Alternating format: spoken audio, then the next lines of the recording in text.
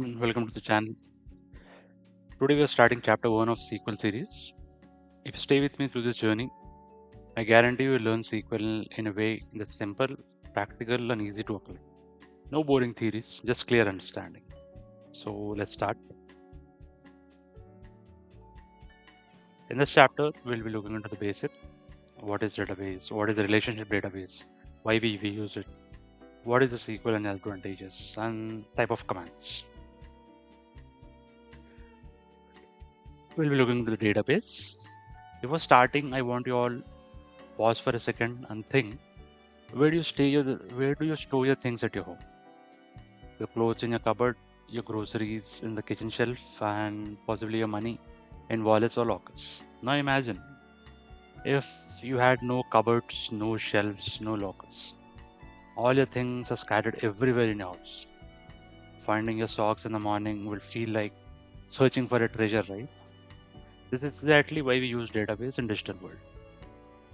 They are like organized cupboards for your data.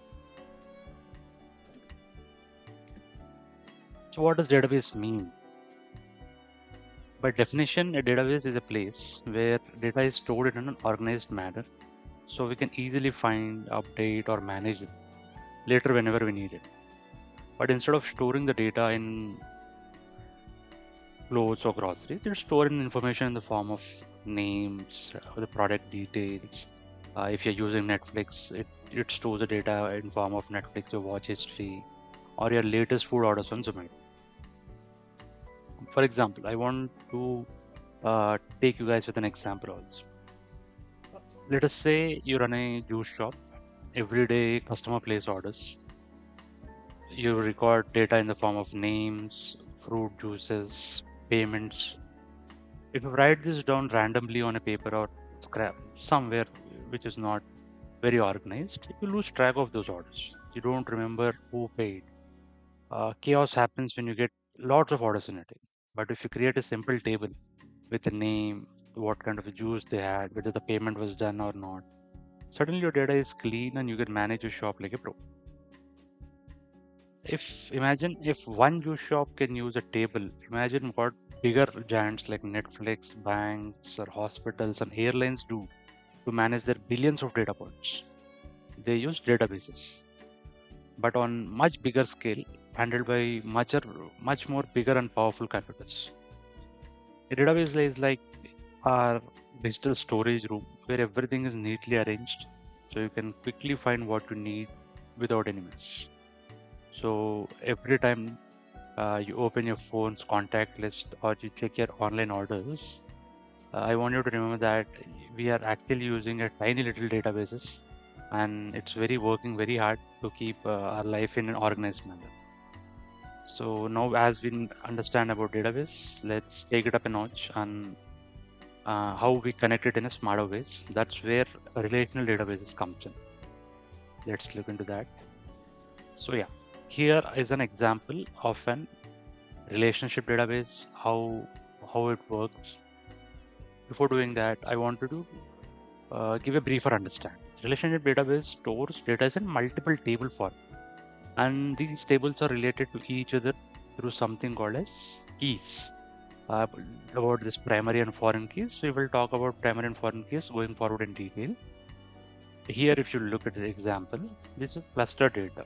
This is how we store the data in a normal format. If you look, there is this customer with the name Alice who has bought two different books with the different author names, like SQL for Beginners and Python Made Simple. That these two are two different books. But if you look here, the data is getting duplicated. We are repeating the customer ID, we are repeating the names, we are repeating the email ID, which is not needed. It is getting redundant and it is getting repetitive. So in order to avoid these repetitions, in order to maintain the data in a very clean and organized format, and in order to make any particular changes, if you look this into the cluster data, it feels like we have dumped all the data into this huge messy table instead of using a separate tables where the data of individual thing has been maintained very clearly. Like if you look here, this entire table gives the data of customers, this gives the data of books, and this table gives the data of what kind of orders have been placed.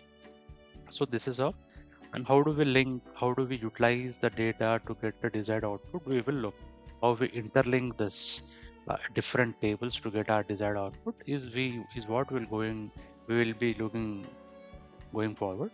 But however, this is the concept of relational database, where instead of using one cluster table, we will segregate data into multiple tables in order that in order to keep it clean and organized, in order to avoid repetition, in order to make sure that if there is any particular update need to be done in a simpler aspect, entire data is not needed to be changed. For example, if we want to change the email ID of an Alice, we can just make changes in the customer table. There is no need for making any changes in the other table.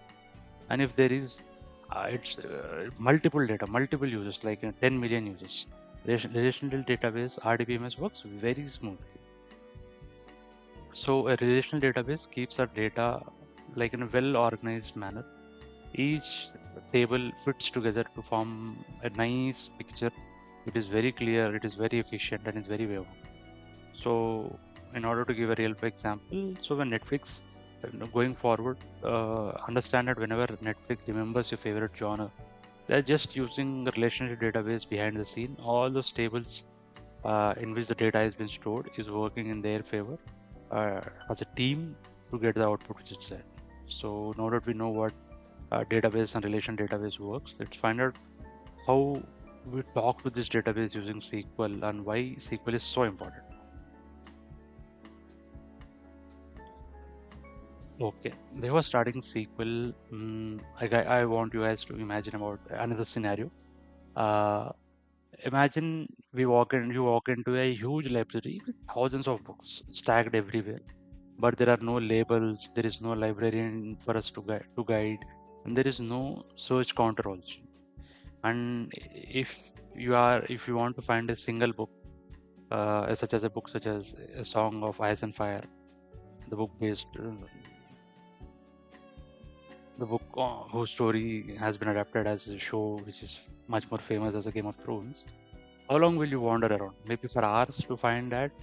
So now imagine there's a librarian and you simply say, excuse me, can you please give me Game of Thrones book set or all volumes of A Song of Ice and Fire?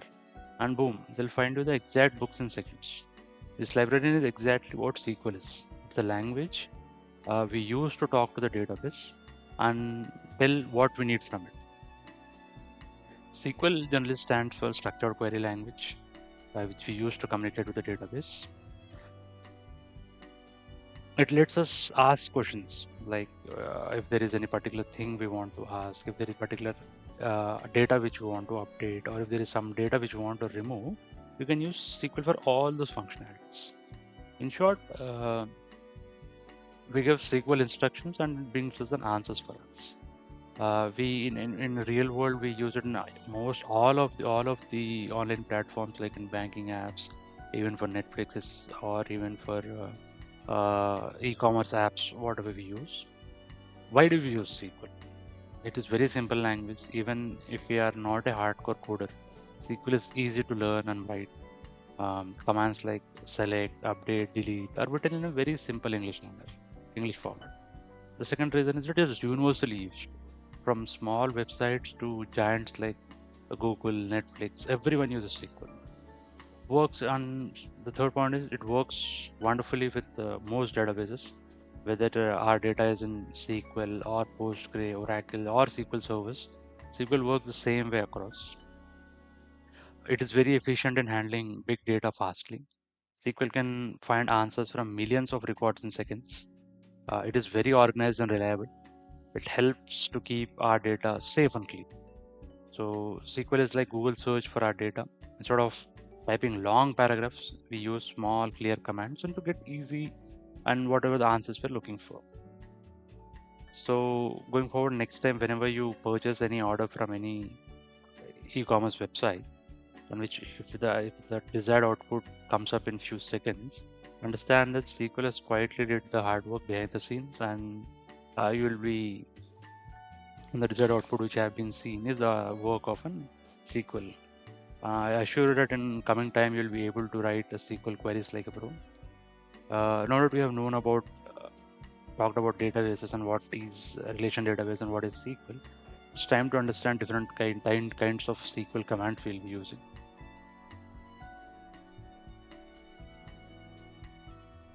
What are commands? Commands are like, if you're running a restaurant, we just don't go into the kitchen and just start cooking food. We first need to set up kitchen. We need to hire staff.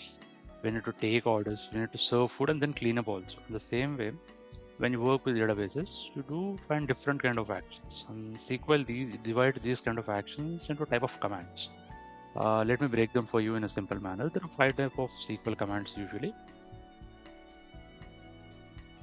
Those are like DDL, DML, DCL, DQL, and TCL.